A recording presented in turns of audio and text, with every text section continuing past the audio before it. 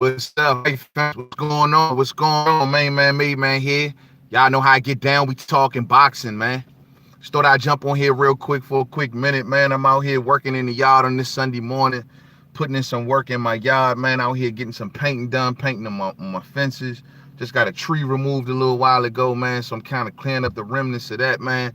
Putting in work, man. When you're a homeowner, it never stops, bro. It just never stops, man.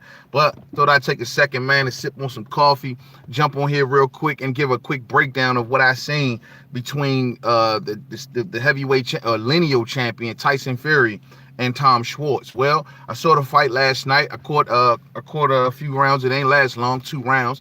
Media One Software, what's up with you? What's going on? It only lasted 2 rounds. Tyson Fury basically got up in there last night, got Tom Schwartz out of there, clubbing him with a bunch of right hands towards the end of that fight, a bunch of right hooks, man. Tyson getting the job done, coming over here, dressing up as Apollo Creed, coming in to James Brown, living to America. I say, look at Tyson. Tyson being the salesman. I think I'm starting to see a plan starting to emerge from Tyson Fury's whole situation. ONN Senior, what's up with you? Salute to everybody coming on in. Hit that like button as you come on in. Hopefully we don't get the service ain't too choppy, man. But notice Tyson Fury last night being one hell of a salesman. You know what I'm saying? The one thing, I'm gonna tell you something, man. What I took away from last night, the one thing I noticed that Deontay Wilder ought to just sit back and chill. I'm looking, I think I see the plan that's starting to emerge and what's going on. Let Tyson Fury be the salesman. What's up? What's going on? What's going on? Ryan Allen in the building. Miss Boxing. How you doing, Miss Boxing? What's up with you, fam? I think I see the plan that's emerging. Tyson Fury is running around, doing what he do, you know, dressing up in outfits, being loud, being the noticeable one in the room. That's what he want to do. Well, guess what? If that's what he want to do to make the rematch between him and Deontay Wilder bigger, then let him do it. Let him do it. Hey, at this point, Tyson Fury has already announced, for anybody who don't know, and I told y'all he was going to do this, he's going to take another tune-up before the year's out, and then he's going to maybe look to pivot to Deontay Wilder next year. So if that is the case, with Tyson Fury, all this clown shit that he's doing in the meantime, between time, yo, certain people are going to eat this up. We see right through it. You see right through it. I see right through it. We know what it is. We know how they protecting Fury right now. But I'm thinking that the goal is for him to fight Deontay Wilder. And if that's going to be the goal, better make it bigger. Tom Schwartz, he was just some random ass dude that they found to seen him where he was positioned at in the sanctioning body that they can sell when, you know, Tom Schwartz was a bum, but he's somebody they can sell to a casual fan. Have Tyson Fury coming out and living to America with the Apollo Creed outfit on. He's somebody they can use to do that. And all that was going to do, all this is all doing is hyping up the Deontay Wilder fight. That's all it's doing. That's the playbook. The reason that Bob Arum wanted a piece of Tyson Fury, because they saw basically someone that they can use, and excuse me for a lack of a better term, but as a clown. They use someone as a salesman to hype the fight. I mean, it's obvious. It's all of this stuff, this coming out in the outfit, trying, you know, all of these costumes and all of this personality that Tyson Fury is doing, all it's doing is hyping up the Deontay Wilder fight. I'm telling y'all. And when they do this rematch, it's going to be big. It's going to be big because they are going to convince enough casuals. They say, 9,000 was in the building last night. They're going to convince enough casuals, in my opinion, to buy into Tyson Fury if they keep doing this clown stuff that they doing. I'm being honest. We might see through it, but we see what it is. The only thing I'm hoping that this doesn't play out in some sort of stupid negotiation. Like they're trying to build Tyson Fury up, and then he'll come to the table like, you know, hey, I want 60-40 at this point. We don't want to see that type talk. Tyson Fury was offered 50-50 in the rematch. He was willing to take it. He's seen the results of the first fight. It was a draw. He will have to come back, hopefully, with that same attitude. I don't care what Bob Arum or what Frank Warren is doing, you know, to build him up. Now, the one thing also that y'all got to understand about Tyson Fury got a lot more riding on him than just, it's not just the money thing with Tyson Fury. When you look at Frank Warren has used Tyson Fury to usher his way into America. It's not about money so much with Frank Warren, I don't think, in him and Tyson. Like, Frank Warren now has a good working relationship with Bob Arum. Frank Warren is showing his fighters on ESPN. Frank Warren has used Tyson Fury in a way to bring himself into America. It's not about making money off Fury. It's about Frank Warren getting his brand of BT Sport or Queensberry Promotions. It's about Frank Warren of getting his brand here in America. And he's used Tyson Fury as the salesman to do that. Tyson Fury is a salesman for everybody right now. When I see Tyson Fury, he's like a walking billboard right now. He ain't the Gypsy King. He's the billboard king. Chin Smoke in the building. What's up? But it was a good fight he put on last night. You know, I seen he looked like he had extra weight on him. Looked like he put on a little bit of extra muscle last night. Maybe that's what helped contribute to the stoppage. But one thing I got to give Tyson Fury, and I said this in the build up to this fight, Tyson Fury, if he wanted us to even remotely respect what he's doing right now, then, you got to give us a knockout. And he gave us a knockout. So hats off to Tyson Fury for giving us a knockout. That was the best outcome that he could have had last night against a Tom Schwartz. He needed that. Fury had love handles. Yeah, Fury always got love handles. You know, Fury had a position where that's just his body structure, man. I mean, it's all about the skills. Look. I mean, he was moving, he was jabbing, he was throwing that right hand whenever he felt as though he was comfortable enough to do it. But this dude, Tom Schwartz, didn't even show up to fight, man. Tom Schwartz was in that joint. He looked just like those other clowns that he fought. The Safari and the I forgot the other one, man. He looked just like them clowns. There was no different. This was the same goofy ass type fight. The only difference is Tyson Fury now is a salesman, and he's pitching himself to the American public, and he's looking to make the Deontay Wilder rematch, I believe, bigger. That's what I think. And it's all being put on Tyson Fury's back to do it. He's ushering in Queensberry Promotions, bringing them into America. He's making ESPN Plus app subscriptions go up.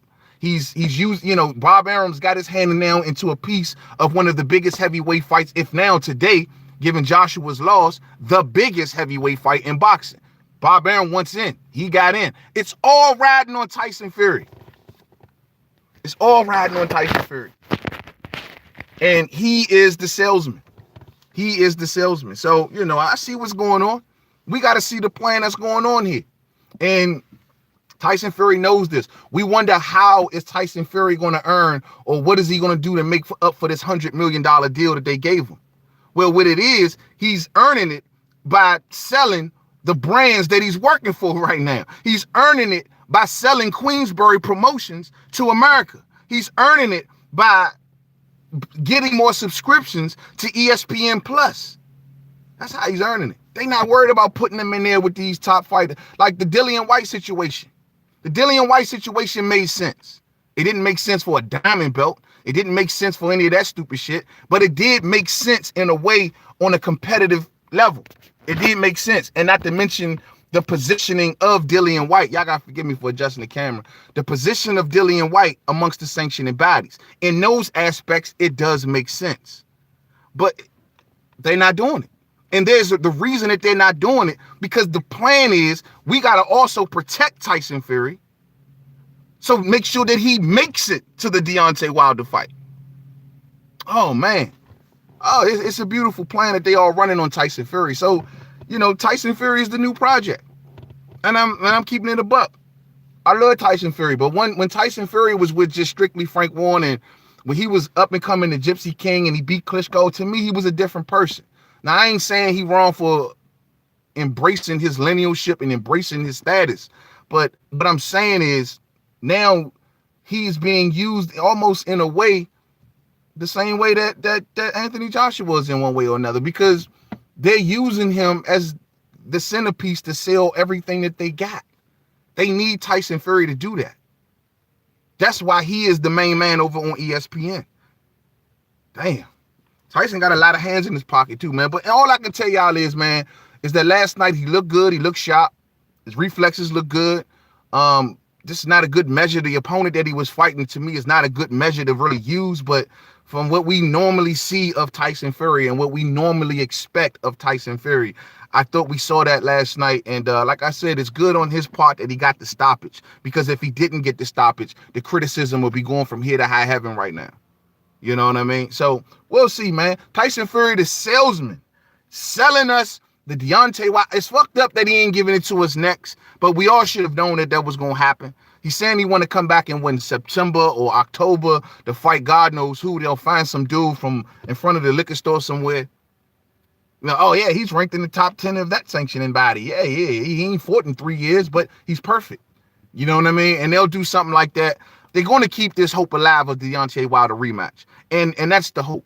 And as long as they got that hope alive, they can stall it for a fight or two, have Tyson Fury come out in a brand new outfit in his next fight. I don't know. Maybe in the next one, he'll come out as Captain America. You dig? That makes sense, right? He did Apollo Creed. Maybe he'll come out as Captain America in his next fight, and he'll sell that to some casuals. Just kind of get the chatter up a little bit more, and then next year, by the time that hopefully we talking Deontay Wilder, hopefully early next year, then we'll be all good. Media software says if Tyson don't sell himself as a badass boxer to the Americans, then they won't battle fight with him and Wilder.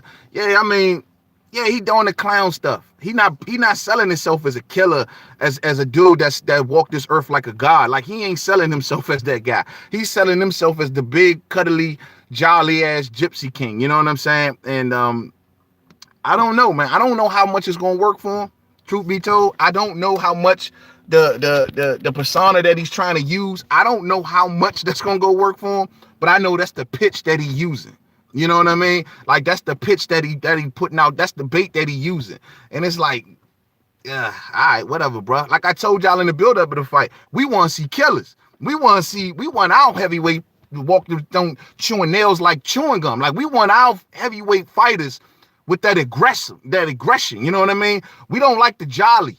You dig? We don't like the knickers and the bockers. We don't like the skipping and the bad song and the bad singing. But there are some out there that do like it. And there are some out there that will buy into it. And mainstream media, Tyson Fury is mainstream media friendly. I don't know how he's mainstream media friendly. Like, he does things that they can put on some sort of loop and loop it up. They're going to take that singing that he did in the post fight, like when he was singing to his girl, stuff like that is going to be looped all over different platforms, and it'll convince some people. You know what I'm saying? And it is what it is. Let's see if it convinces enough people. Let's see if it convinces enough people to make the Deontay Wilder rematch the biggest fight, which we think it is today, given that Anthony Joshua's loss. But let's see if it stays that way. We'll see. So to the next video, Main Man, Made Man. Don't forget to subscribe. Twitter, Made Man 511. Facebook, Main Man, Made Man Boxing Forum. Instagram, Main Man, Made Man. Tonight, we will be doing We Talking Boxing. That is the plan. I'm out here in my yard working, man. I'm putting this work in on a Sunday. I know we're supposed to be resting on a Sunday, right? But I got work to do, man. So it is what it is, man. But yo, man, tonight we should be doing We Talking Boxing, and we'll pick this conversation up more, man. But y'all enjoy y'all day. Until the next one, hit the like button on me on the way out if you didn't hit it on the way in. Much love, and we will do much longer shows, all right? So to the next one. Peace out.